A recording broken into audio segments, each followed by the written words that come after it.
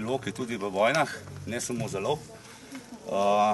Mi poznamo, vsaj v našem društvu trenutno imamo 3 vrste, v stvari 2 vrsti.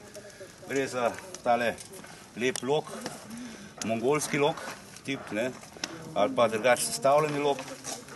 Potem imamo dolgi lok ali po angleško longbow, to je zdaj, se pravi v 21. stoletju takole izgleda, ko je lepljen. No, dočim.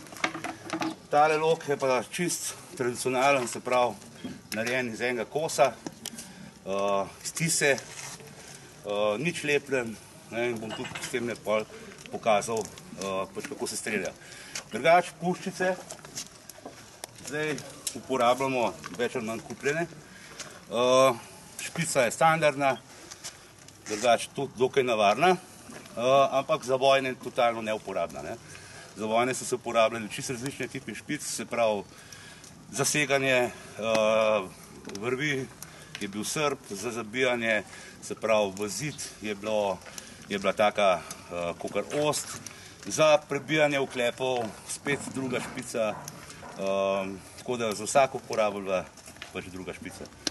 Zdaj, kako se strela, meni je to čisto preprost, se pravi z levo roko, včasih so bili vsi desničari, pač stegneš roko, se pravi desni komolci v višini ramena, bolj pa samo do obraza.